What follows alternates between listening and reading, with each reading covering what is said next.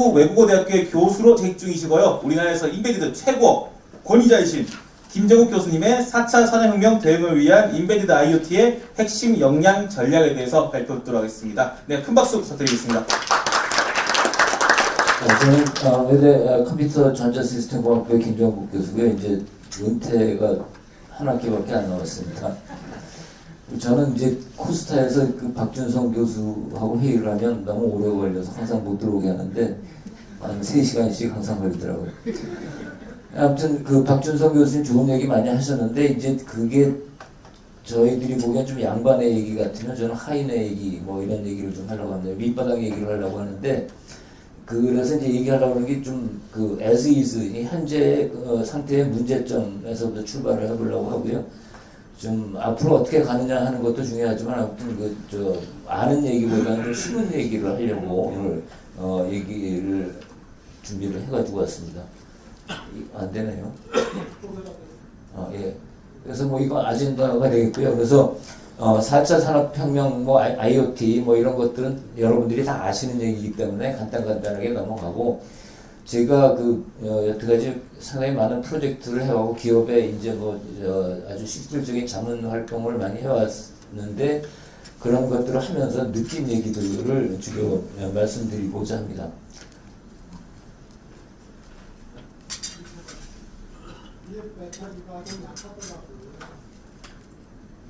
제게 있는데 바꿀까요?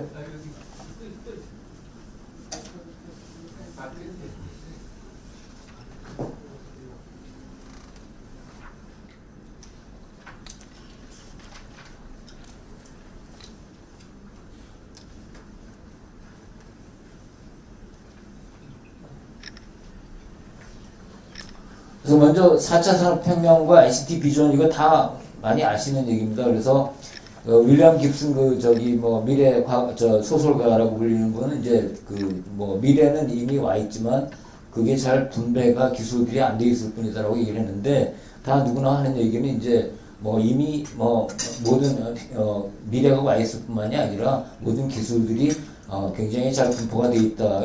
이거 항상 하는 얘기는 이제 도구는 어디에나 있다죠. 아까도 도구 말씀을 하셨지만 아무튼 도구는 어디에나 있다. 그래서 이제는 학교에서 소프트웨어 가르칠 때 코어를 가르치는 것도 중요하지만 전부 다 도구가 어디 있는지를 가르쳐야 된다라고 얘기를 합니다. 근데 사실은 이제 저는 조금 의견이 다른데 아무튼 우리 학생들이 졸업 논문 심사를 할 때도 보면 무지하게 도구들을 잘 활용을 하고 있어요. 교수들이 가르치지도 않았는데 아무튼 그런 시대가 왔고요. 그래서 스마트카라든가 VR, AR, 드론, 웨어러블, AI 로봇 이런 것들을 뒷받침하는 기술들은 IoT 인베디드에서부터 빅데이터, 클라우드, AI, 블록체인 이런 것들이 있겠습니다.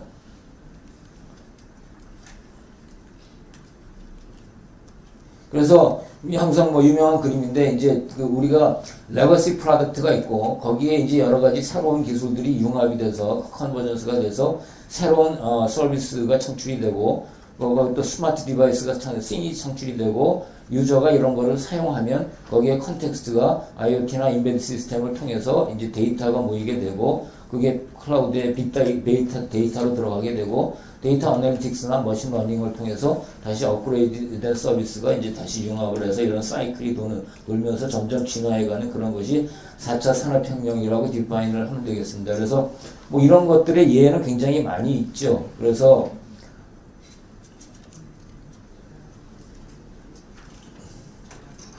이게 굉장히 느리네요.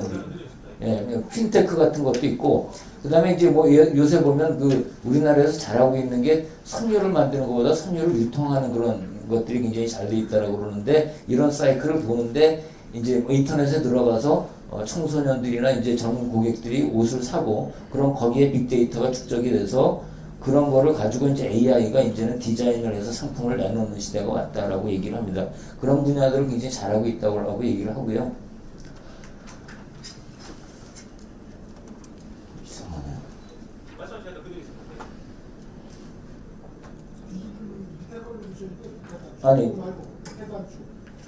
아니, 그걸 앞으로 가려고 그러는데.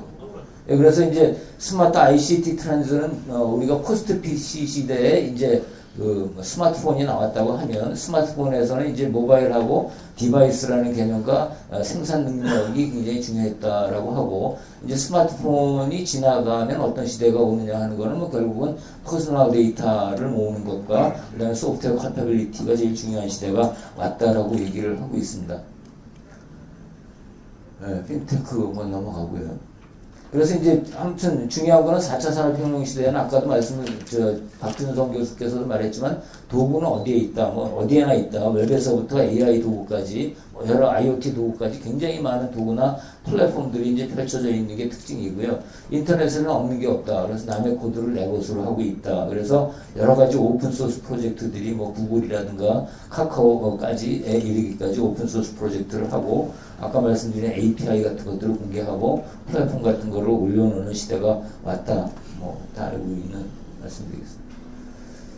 그래서 IoT로 넘어가면 IoT는 뭐 아무튼 뭐 사물 인터넷이라고 하는 거 다 아시고 계시죠. 그래가지고 사물 인터넷은 그것이 스마트 디바이스가 돼서 스마트 싱의 인터넷이 연결이 돼서 거기에서 모으는 여러 가지 데이터가 프로세싱이 되고 가공이 돼서 클라우드에 저장이 돼서 그런 것들을 이용을 해서 다시 새로운 서비스를 창출해내는 것이 이제 IoT의 기본 개념이 되겠습니다. 다음 좀 넘겨주시죠. 이거 잘 안 넘어가는데. 그래서 뭐 ITUT에서는 이제 인터넷의 IoT에 대해서 정의를 하고 있는데 아무튼 사물 인터넷은 이미 존재하거나 향후 등장할 상호 운영 가능한 정보통신 기술을 활용하여 다양한 통신 인프라, 글로벌 인프라스트럭처를 만드는 것이다라고 이제 정의를 하고 있습니다. 다음으로 넘어가시죠. 그래서 IoT 이전에는 우리가 RFID라든가 USN이라든가 M2M이라는 말을 썼었는데 이것들이 이제 근거리망이라든가 이동망 중심이고 센서 중심이고 단순한 정보의 수집이었다고 하면 이제 IoT는 뭐냐면 기본적으로 센서하고 액추에이터를 가지고 있고 피지컬 싱뿐만이 아니라 데이터 프로세싱을 하는 그런 스마트 싱, 버추얼 싱이라고 하는 것이고 그 다음에 디바이스도 자율적인 판단을 한다라는 것이고 그 다음에 수천만 개의 사물을 연결하는 곳에서 수백억 개의 사물을 연결하는 그런 개념으로 바뀌고 있다라는 얘기죠. 그래서 이런 IoT를 하기 위한 오픈 소스, 오픈 하드웨어 플랫폼들이 등장을 했습니다. 뭐, 많이 하는 라즈베리 파이라든가 비글보드라든가 삼성의 뭐 RT 같은 그런 오픈 하드웨어 플랫폼이 있을 뿐만이 아니라 다음 페이지 넘어가 주시죠. 여러 가지 그 표준화 단체에서 IoT에 필요한 플랫폼이라든가 프로토콜이라든가 프로토콜 스택이라든가 이런 것들을 갖다가 디파인해서 발표를 하고 있고요. 이 중에서 이제 우리 강의에서는 나중에 여러 가지 표준 단체가 있지만 아무튼 그 어플리케이션하고 서비스 단에서는 그 원 M2M이 제일 실제적인 디펙트 스탠다드이기 때문에 그거를 가지고 이제 교육을 할 계획으로 있습니다. 그래서 아무튼 우리나라에서도 많은 이런 표준화 활동에 참여를 하고 있다는 것을 또 말씀을 드리고요. 다음으로 넘어가 주시죠.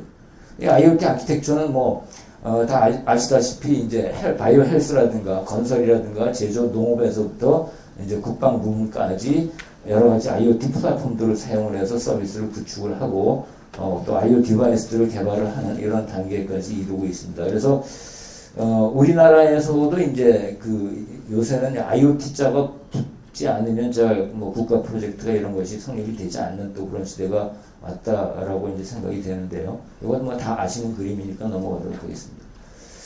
그래서 이제 제가 이제 말씀드리고 싶은 거는 여기서부터 사실은 시작하는 건데 이제 스마트 싱을 결국은 만들어야 됩니다. IoT를 하려고 그러면 뭐 버추얼 싱이라고 하기도 하고 근데 이것이 이제 무엇인가 이것의 문제는 무엇인가에 대해서 오늘 말씀을 좀 드리고자 합니다.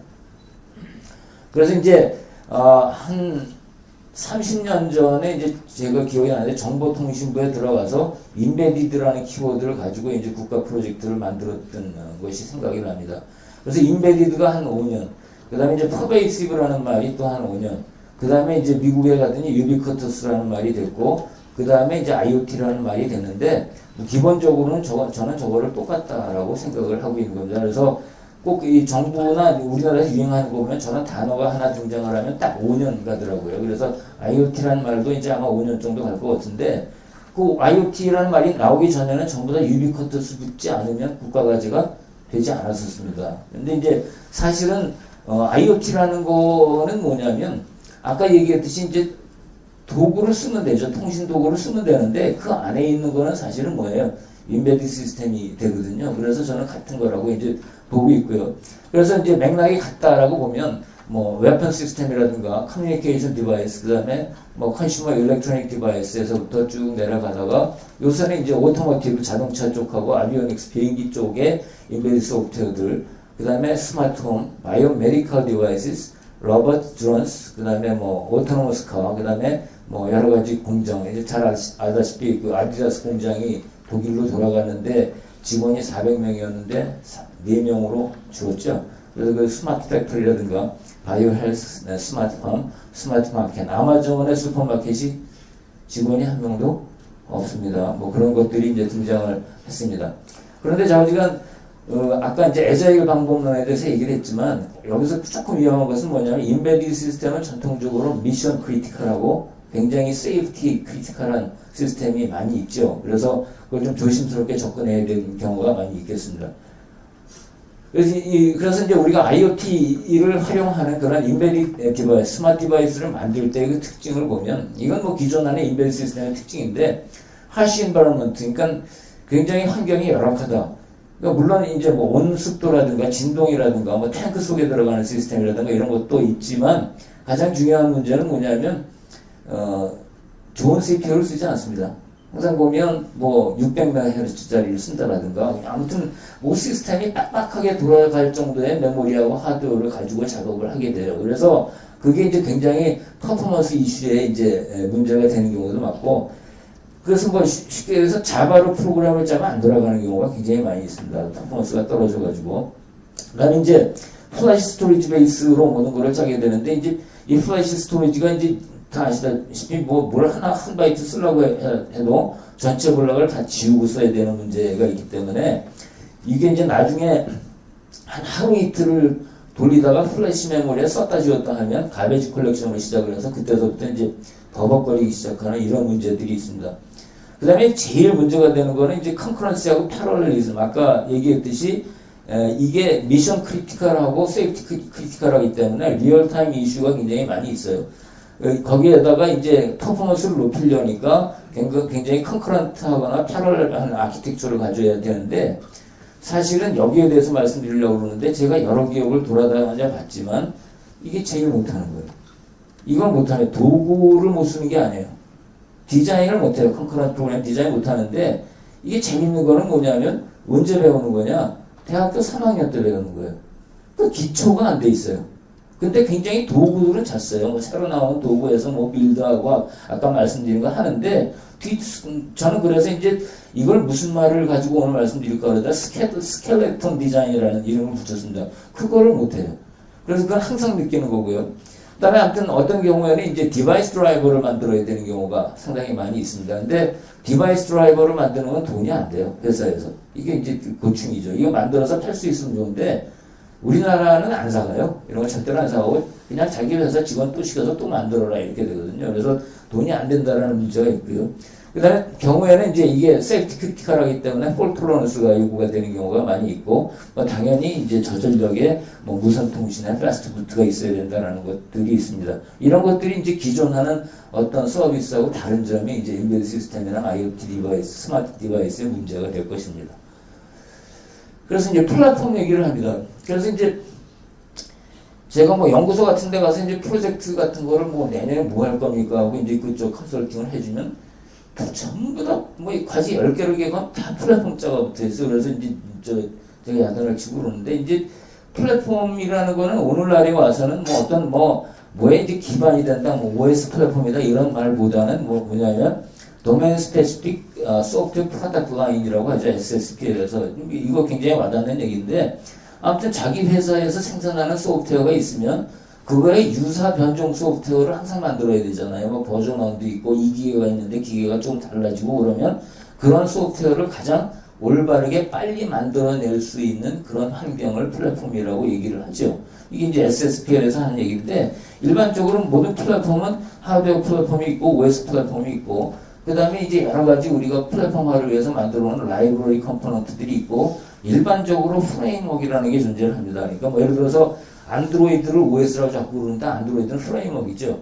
그 다음에 그림을 그리려면 Qt 같은 거를 쓰는데 Qt 프레임워크가 되겠습니다. 그래서 Qt 프레임워크라든가 이 프레임워크가 존재하고 거기에 이제 여태까지 만들어 놓은 컴포넌트, 그게 이제 뭐가 되는지는 조금 이따가 형태가 뭔지는 말씀드리겠는데, 빌트인 컴포넌트하고 새로 개발해서 우리 회사만 가지고 있는 그런 어플리케이션 컴포넌트들이 추가가 되고, 여기에 이제 아까 말씀드린 소프트웨어 엔지니어링의 산출물이라든가 툴이라든가 이런 게 있고, 여기서 제일 중요하게 생각하는 게 뭐냐면 베리언트.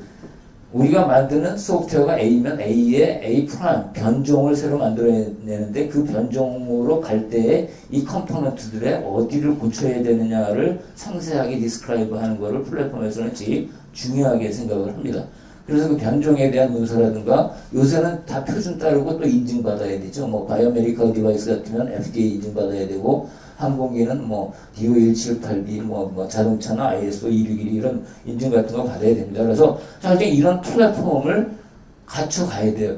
그래서 저는 이제 무슨 말을 제일 싫어하느냐면 공통 플랫폼이라는 거를 싫어합니다.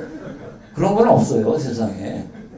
도메인 스페시픽 공통 플랫폼은 있을 수가 있어요. 그래서 예를 들어서 어떤 회사가 통신 장비를 만든다 그러면 우리 회사의 모든 사람이 쓸 수 있는 공통 플랫폼을 만드는데, 거기에는 컴포넌트들과 변종, 베리언트에 대한 디스크립션이 반드시 들어가야 되는 거고, 이런 재활용한 컴포넌트들을 갖추고 있는 것을 플랫폼이라고 하고, 어떤 회사든지 소프트웨어를 만드는 회사면 플랫폼을 갖춰야 되는데 이걸 못하고 있는 것이 실정이다 얘기하겠습니다.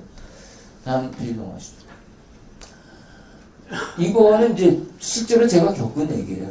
하드웨어 인베디드 시스템 회사에 가면 항상 하드웨어 엔지니어하고 소프트웨어 엔지니어가 있는데, 하드웨어 엔지니어는 이제 1년 동안 내가 소프트웨어 디자인 해주고 이제 회의를 했는데, 1년 지나서 와서 하는 얘기가 뭐냐면, 그렇게 바꾼다고 해서 엔드 유저한테 뭐가 달라지느냐는 거예요. 그래서 하드웨어 엔지니어는 소프트웨어에 대한 감이 전혀 없어요. 그러니까 하드웨어만 잘 만들어주면 소프트웨어는 그냥 용역 주면 금방 만들어 오는 거라고 생각을 해요. 그러니까 소프트웨어가 엉망 개판이니까 맨날 메인터넌스만 하고 있어요. 조금 고치려고 그러면 한 달, 두 달, 세 달이 걸리고 맨날 밤새야 돼. 그 다음에 소프트웨어 엔지니어들을 보면 새 언어가 나온다라든가, 아까 말씀하신 여러 가지 도구 같은 것들을 잘 써요, 비교적. 왜냐하면 이건 회사 들어와서 배운 거잖아요. 이건 먹고 살아야 되니까 잘 해요. 근데 아까 말씀드린 것처럼 문제는 대학교 때 배운, 3학년 때 배운 과목을 다 BC를 받았어요. 이걸 못해요. 진짜요. 그래서 도구라든가 이런 거에 잘 적응을 하는데, 이제 못하는 게 뭐냐. 플랫폼 프레임워크 도구들을 잘 이용하지만 가장 기본이 되는 컴포넌트들의 협력체계 디자인에 취약해요. 이거 진짜 못해요. 어디 가나 100개 회사면 100개 회사에서 다 걸리는 문제예요. 이거 대학교 3학년 때 제가 가르치는 거잖아요. 누구나 가르친다고 하려고 해서 이거 못해요.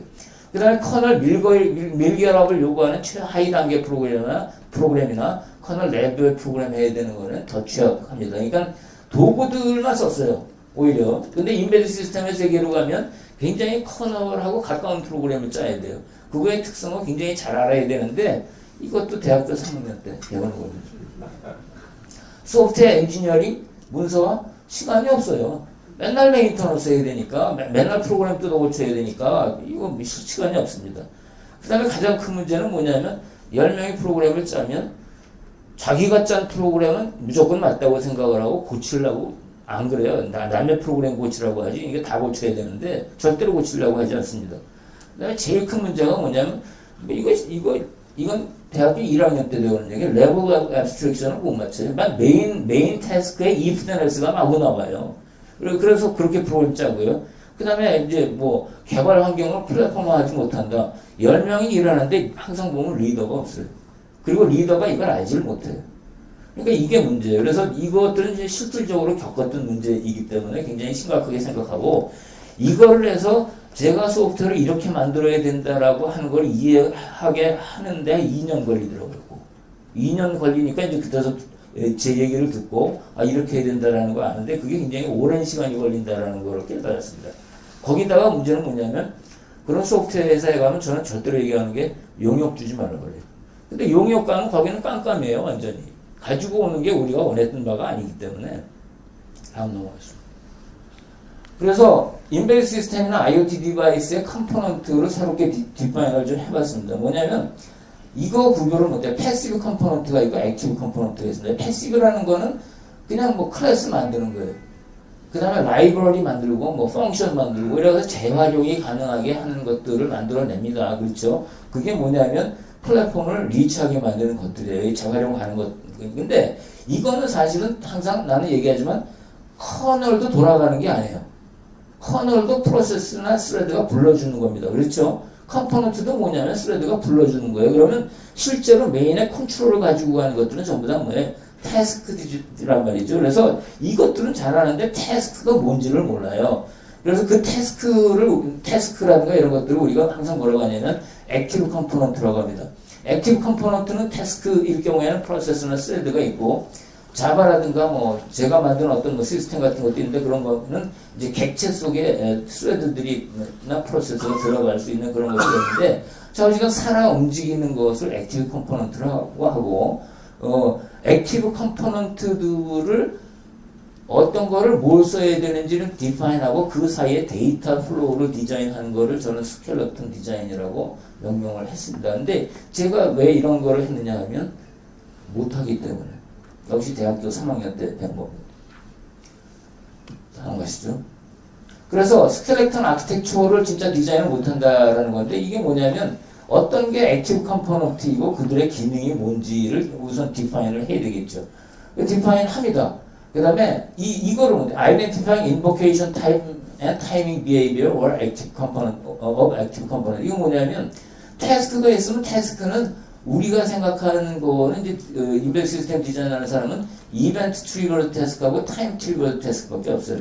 이벤트 트리거 태스크라는 건 IO가 일어난다든가 저쪽에서 뭐 IO 센서 쪽에서 뭐가 들어왔다든가 아니면 뭐 메시지가 저쪽에서 날라왔다든가 하면 동작하는 태스크인데 이거는 따라서 언제 돌아갈지 모르는 거지만 저지간 뭐가 날라오면 즉석에서 돌아가야 되는 게 이벤트 트리거 태스크입니다. 하나는 뭐냐면 타임 트리거 태스크예요. 뭐 25ms에 한 번씩 돌면서 뭔가를 감시해야 된다 라든가 아니면 뭐 폴링을 해야 된다든가 이런 것들은 주로 이제 뭐 예를 들어서 더 심하게 가면 데드라인 같은 것도 있을 수가 있지만 쉽게 얘기해서 시간에 의해서 격발하는 태스크입니다.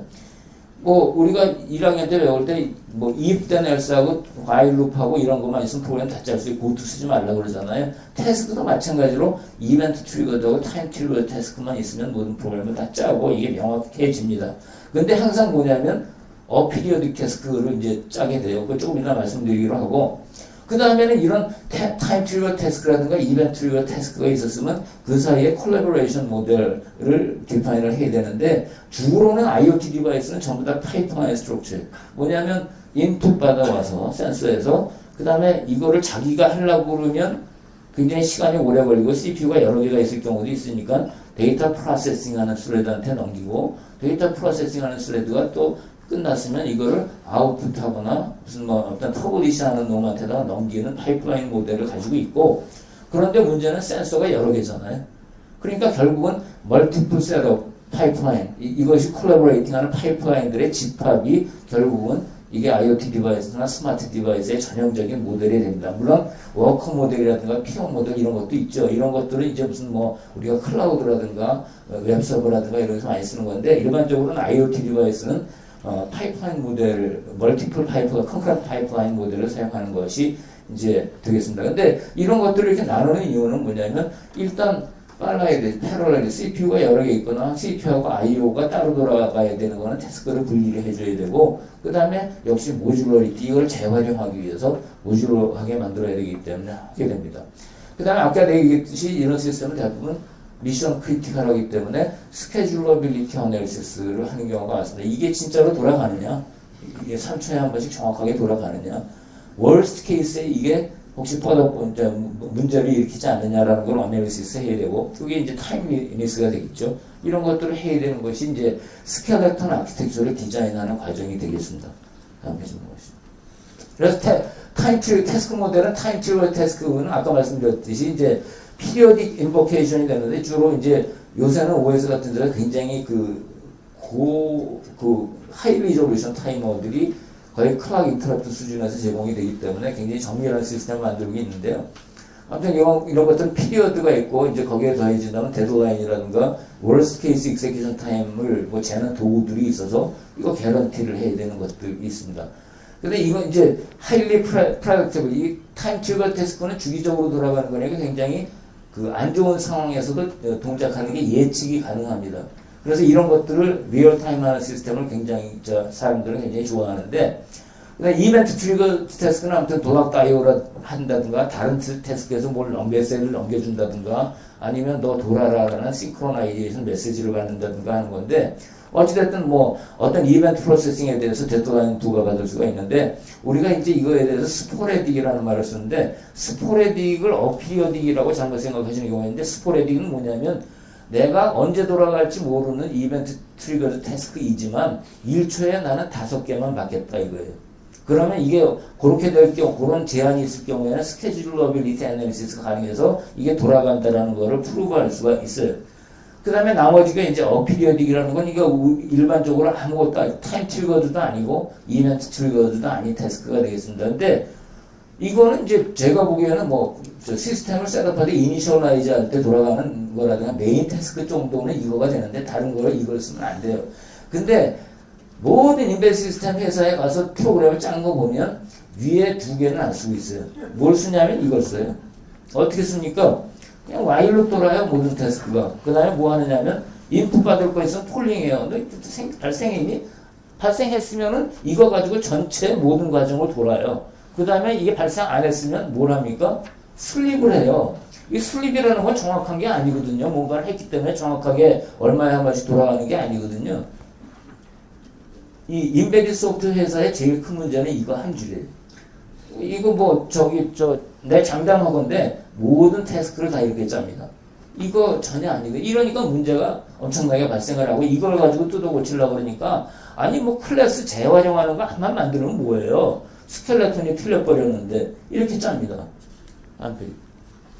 그래서 파이프라인이라는 거는 아무튼 데이터 애퀴지션, 데이터 프로세싱하고 그 다음에 아웃풋 퍼블리시 하는 건데 이게 이제 뭐 멀티플 파이프라인이 되는 경우가 있고요. 그래서 아까 얘기했듯이 타임 트리거 태스크는 이제 앞에 단계에서 태스크가 넘겨준 데이터를 주기적으로 깨어나서 버퍼에서 패치해가지고 프로세싱하는 걸로 짤 수도 있고 아니면 저쪽에서 데이터를 넘겨주면서 깨워주면 내가 돌아가는 걸 짤 수도 있는데 이거는 이제 리얼타임 시스템으로 가려고 그러면 자꾸 타임 트리거로 가야 돼요.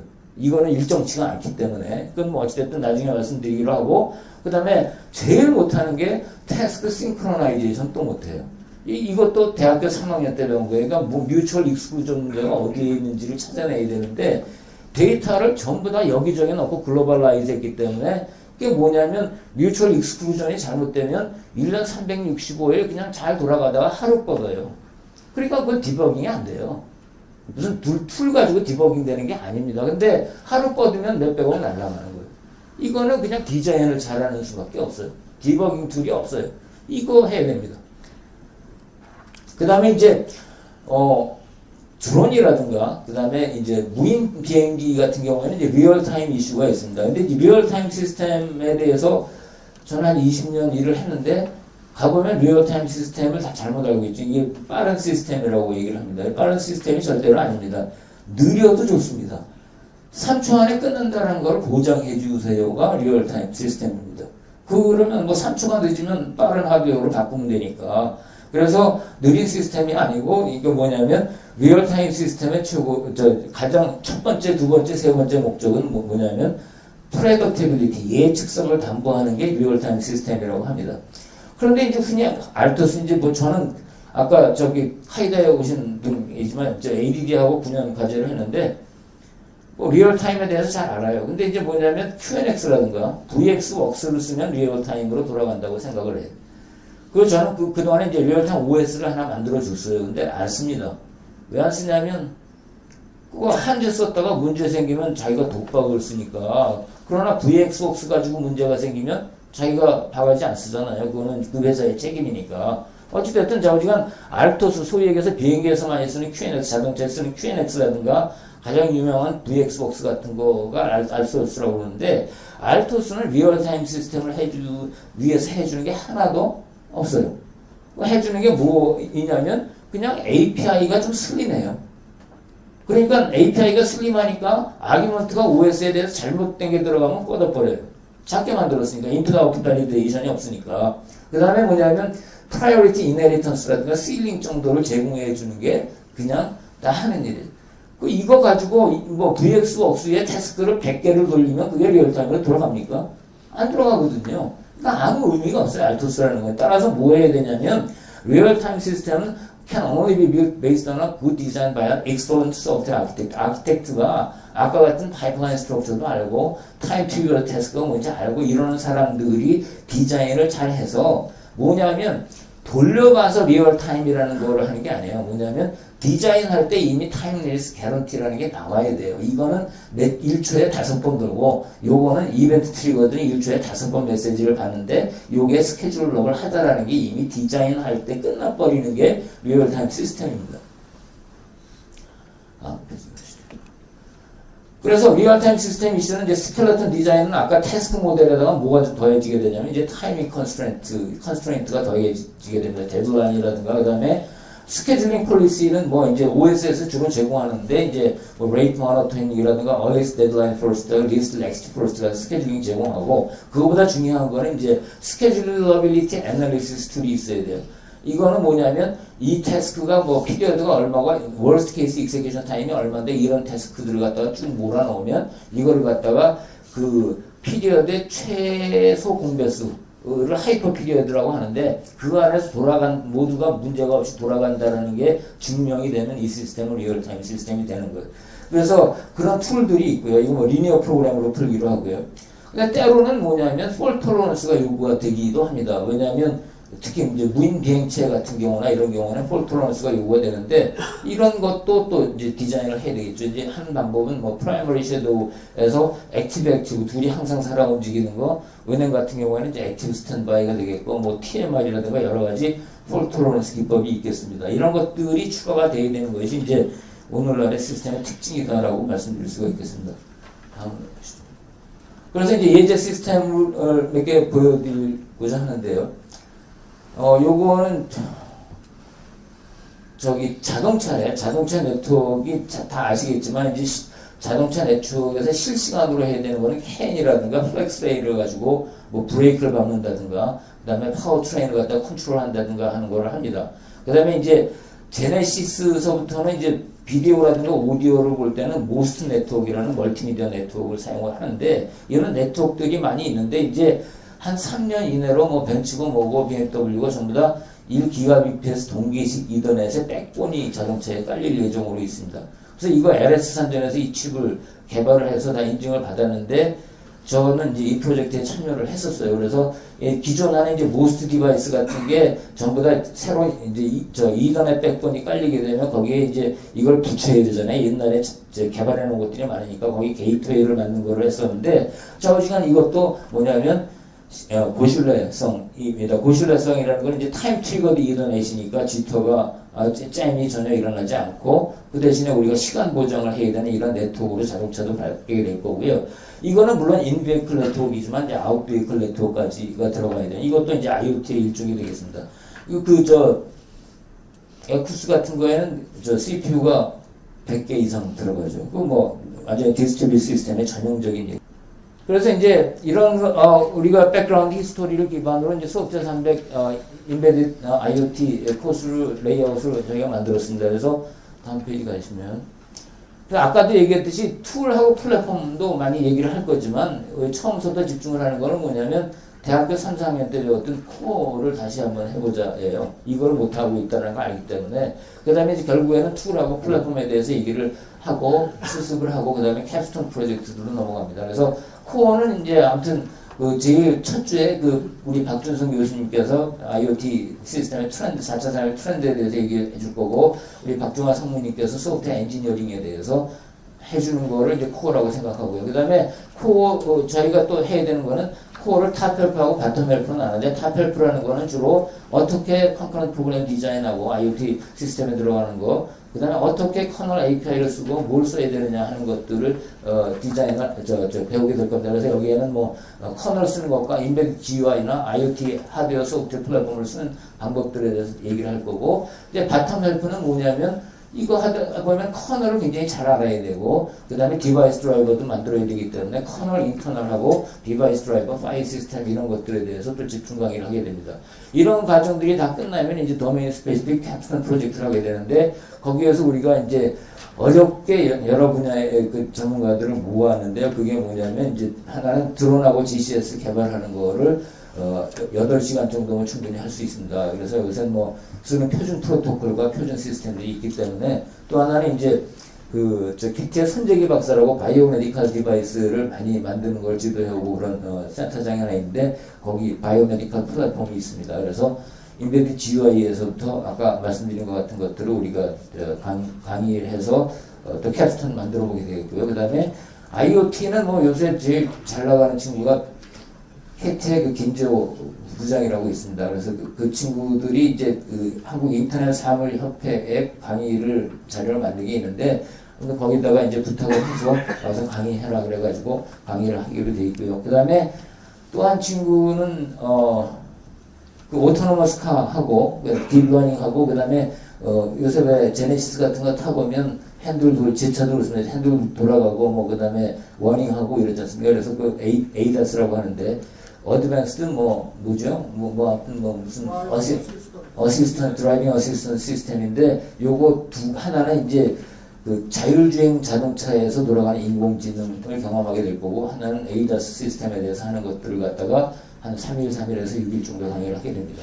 그래서 이런 과정 크게 봐서는 이렇게 되어 있고요. 다음 페이지 넘어가시면, 그래서 도입부에서는 트렌드 인 IoT Embedded System and Services, 그 다음에 Software Engineering with Project Development, 그 다음에 Embedded System하고 IoT가 있는데, 탑help에서는 이제 Understanding Linux Library Build System, 그 다음에 Advanced Concurrent Programming on Linux, 그 다음에 Embedded GUI, Embedded GUI에서는 제일 많이 쓰는 게 Qt하고, 그 다음에 EMWin이라는 것이 있습니다. 두 가지를 공부하게 될 거고, 그 다음에 IoT에서는 이제 그 오픈 하드웨어 플랫폼에서 공부하는 거, 그 다음에 1M2M IoT 플랫폼 서비스를 갖다 사용해 보는 것을 하게 되고, 바텀 들어오게 되면 RTOS 인터널, 그 다음에 가장 많이 쓰이는 또 리눅스의 인터널 스케줄링, 메모리 매니지먼트, 그 다음에 디바이스 드라이버하고, 버추얼라이제이션은 크게 상관이 없지만 또 해달라는 요구가 있어서, 그 버추얼라이제이션을 지금 크게 연구하고 있는 국가기관이 이제 애트리에서 2팀하고 KT 전자부품연구원에서 서버리스 클라우드를 만들고 있습니다. 그래서 세 개를 해서 하루에 초청 세미나로 강의가 아니라 그 정도로 커버를 하려고 있고요. 그 다음에 인터널 2에서는 이제 인터럽 프로세싱하고 디바이스 드라이브하고 파일 시스템, 디바이스 드라이브 만들어야 되는 경우가 많기 때문에, 그 다음에 이런 과정들을 마치면 도메인 스페시픽 인베디드 IoT 시스템으로 가게 되는데, 아까 저기 제목에 나와 있겠지만 이거는 이제 어떤 회사들하고 올 때 커스터마이저블한 플로우가 되겠습니다. 그리고 도메인 스페시픽 다음 페이지 넘어가시면 해야 되는 게 이제 드론하고 GCS, 그 다음에 바이오메디컬 플랫폼, IoT 캡스톤 프로젝트, 그 다음에 아까 얘기했듯이 이제 자율주행 자동차의 딥러닝 부분하고, 그 다음에 ADAS에 대해서 우리가 프로젝트를 하게 되는 그런 코스를 구성을 했습니다. 다음 페이지 넘어가시죠. 그래서 이거는 뭐 IoT 플랫폼의 서비스에서는 아까 커버할 강의 내용인데, 이거는 사실은 이제 한국 3월 인터넷 협회에서도 하고 있는 내용이 되겠습니다. 주로 1M2M을 기반으로 하는 그런 실습을 하게 되는 과정이 되겠고요. 요거는 이제 드론하고 GCS, 요거는 이제 8시간짜리 강의인데, 굉장히 쉽게 드론 컨트롤 시스템하고 그 다음에 그라운드 컨트롤 시스템을 만들어보고 그 사이에 통신하고 뭐 미션을 내릴 수 있는 간단한 시스템을 시뮬레이터를 가지고 만들어보는데, 이미 한번 강의를 했는데 평가가 괜찮은 걸로 알고 있습니다. 다음 페이지 넘어가시고, 요거는 이제 그 바이오메디컬 플랫폼에 대해서 뭐 아키텍처 설계에서부터 배포하는 단계에 이르기까지 소프트웨어 엔지니어링과 도구와 이런 것들에 대해서 얘기를 할 예정으로 있습니다. 그 다음 오토노머스 드라이빙, 이거 아까 말씀드렸죠. 그래서 딥러닝 부분하고, 그 다음에 이건데 TX2의 상에서 이제 저거 AI 취리되기 보드가 되겠죠. 그래서 거기서 돌아가는 거를 갖다 실습을 하게 됩니다. 다음 넘어가시죠. 미설련, 요거는 이제 숨은 이야기입니다. 그래서 넘어가시죠. 요거 타 프로그래밍 랭귀지는 여기 이영원 이사님 아신데 주신 건데, 뭐냐면 인베디드 시스템에서는 어떤 랭귀지 제일 많이 쓰느냐, 일반으로 보면 파이썬이 1등이고 2등이 C고 자바가 3등입니다. 그 다음에 인베드 시스템에서는 당연히 뭐 C하고 C++가 1등이기 때문에 이건 뭐 포인터 쓰지 말라고 그러잖아요. 버그 생기니까. 근데 인베드 시스템에서는 포인터 안 쓸 수가 없어요. 메시지 카피하다 보면 시간이 오래 걸리니까. 그래서 뭐 뭔가 좀 다르다라는 걸 말씀드리려고 하는 거고요. 다음 넘어가시면. 인베드 시스템 오류 사례는 이제 보잉 787이 248시간마다 뭔가 재부팅을 해야 된다고 그러는데 버그 때문에. 그 다음에 요거는 실제 제가 알기로는 독일에서 있었던 얘기 같은데 아무튼 엑스레이, 방사선 이런 것 때문에 환자가 죽은 경우가 있습니다. 그러니까 언어프를 잘못 컨트롤해가지고 계속 펴져 있었던 경우가 있어요. 그러니까 이거 세이프티, 패스트 릴리즈 못합니다. 테스트 많이 해야지. 그 다음에 항상 보는 건데 이쪽은 이제 저기 잘 정리가 돼 있죠. 여기 보시면 응접실이 잘 정리가 돼 있고 요거는 뭐 하숙집인지 아무튼 이런 상황입니다. 그러니까 프로그램을 이렇게 짜요. 그래서 이게 이제 메인 루틴인데 이렇게 짜서 다 이건데 이게 레벨 오브 애스트랙션이죠. 그리고 이게 밑에 있는 이제 프로그래머를 시키면 되는 거고 이거를 탑 레벨에서 이렇게 디자인하는 거나 마찬가지인데 그 뭐 그림으로 그리든지 뭐 스크립트로 하든지 근데 이렇게 짜요. 메인 프로그램은. 항상 보고 여기에 꼭 슬립이 들어갑니다. 루 안에 슬립이 들어가고 그리고 if then else가 들어가고요. 다음 페이지. 그 다음에 이제 항상 느끼는 거는 이제 우리나라는 버전 1이 세계에서 제일 빨리 나와요. 왜냐하면 10명을 붙여놓으면 그 중에서 스마트한 2사람이 다 일을 해버려요. 이 얘기가 안 통하니까. 근데 사람들은 회의를 한 적이 별로 없기 때문에 그냥 그때서부터 다시 공부해야 되기 시작하는 거예요. 근데 제가 미국에 가 있을 때 OS를 하나 만들었는데 그때 1년 일하면서 만들었는데 제가 3개월 만에 만들고 그냥 털고 나왔어요. 그랬는데 이제 계속 일주일에 2번씩 미팅을 하는데 거기 뭐 인도 친구도 있고 뭐 이란 친구도 있는데 미치겠는 게 그냥 걔네들한테 그림 그려서 맨날 설명을 해줘야 되는 거예요. 그래서 근데 이제 나는 한참 내 레벨이 높다고 생각하는데 꼭 거기 또 어그리를 받아야지 또 회의가 끝나요. 그런 거를 매일 회의를 하는 거를 제일 지구했는데 내가 1년 있다가 실험실 나오면서 내가 이제 나가기 때문에 니네가 안 돌아간다. 내년에 한번 와서 보자. 그 매년 가는데 그 다음에 가니까 인도가 이렇게 커져 있는 거예요. 왜냐면 회의를 했기 때문에. 우리나라는 회의할 시간이 없어요. 그리고 못 쫓아오는 사람을 설득을 시켜서 거기까지 오케이를 받을 시간이 없어요. 그런 것도 싫어하고. 그래서 항상 회의라는 거는 뭐냐면 떨어지는 엔지니어에까지 다 이해를 시키고 오케이를 받아서 의견이 없는지 그거가 다 뭡니까? 컨센서스가 이루어져야지 다음 단계로 나가는 게 그게 소프트웨어 엔지니어링보다 더 중요해요. 그렇게 되면 누가 빠져나가더라도 버전 2가 나와요. 근데 버전 2가 안 나와요. 우리나라는. 버전 1은 세계에서 제일 빨리 나오는데 그래서 이거는 뭐냐면 저희가 프로그램이라는 건 타멤버를 위한 설계 코딩에 친절함이 있어야 되고요. 그 다음에 스마트한 몇 사람이 작업해야 하는 거, 팀워크 구조. 단지 동작하는 것을 위한 코딩을 한다. 그냥 돌아간다. 근데 열을 돌아가다가 한 2초씩 뻗는단 말이에요. 사이드 이펙트. 그 다음에 아까 얘기했죠. 합법 상상할 때 배운 것은 굉장히 약해요. 새로운 것은 뭐 먹고 살려고 이제 공부해야 되니까 아는데. 그 다음에 그래서 이제 더 나은 테스트, 더 나은 이해토에 자랑할 만한 소프트웨어를 만들어야 된다는 얘기입니다. 다음 페이지 넘어가시죠. 그래서 이제 개발자 예술적 사고는 개발실에 머무는 시간을 관리하고요. 조직화하라.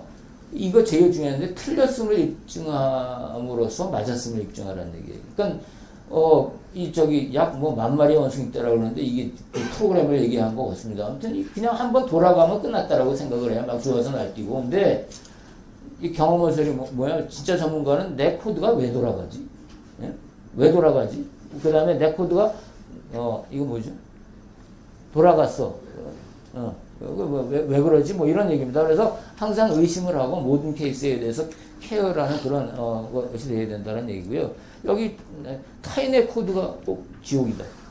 여러 사람이 일을 해야 되는데 코드를 자기 거를 만들어 가지고 오는데 그거랑 콜라보레이션 해야 되는 사람한테 이해를 못 시킨다는 얘기죠. 그리고 고치려고 하지 않아요. 그래서 이거 뭐냐 아까도 얘기했지만 타인을 위한 멤버를 위한 코딩을 하라는 얘기입니다. 이게 제일 중요한 얘기 같아서 그래서 아무튼 제가 대학교 다닐 때는 저는 소프트웨어 엔지니어링하고 AI를 제일 싫어했어요. 첫째는 컴퓨터 속에 한글을 제일 처음 만든 사람이 저예요. 대한민국에서. 한글 터미널도 만들었고 OS도 2개월 만에 만들었는데 소프트웨어 엔지니어링 웃기네. 그건 내가 프로그램 잘 짜는데 뭐가 필요가 있어. 이렇게 생각했었죠. AI는 뭐냐면 그냥 좋은 알고리즘이라고 생각을 했어요. 근데 이제 오늘날에는 소프트웨어 엔지니어링 안 하면 안 되잖아요. 반기를 든 게 아닙니다. 오늘날은 해야 된다는 얘기고 AI는 딥러닝이 나왔잖아요. 그러니까 그거 해야 됩니다. 그런데 이제 인베드 시스템에서는 아까 얘기했듯이 코어가 흔들리기 때문에 소프트웨어 엔지니어링 할 시간이 없다라는 거예요. 그거부터 고쳐야 될 것 같아요.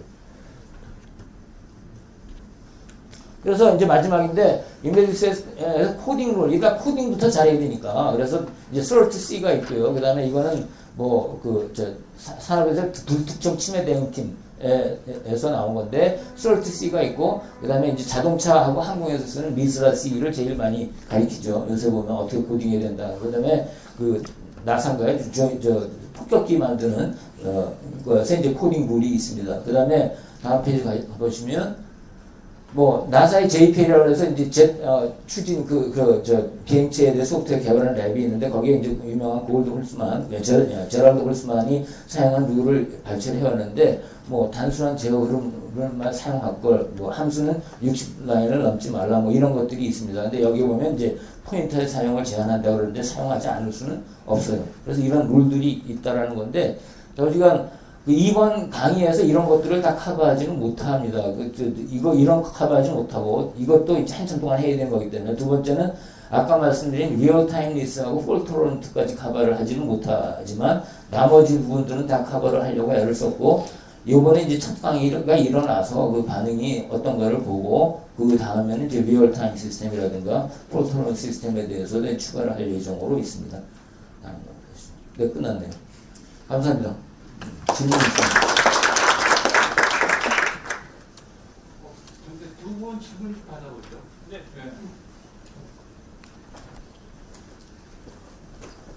네, 시험원계상 전체는 어렵고 한 2분 정도만 저희 질문 받도록 하겠습니다. 질문 있으신 분은 손 들고 말씀해 주시면 제가 마이크 드리겠습니다.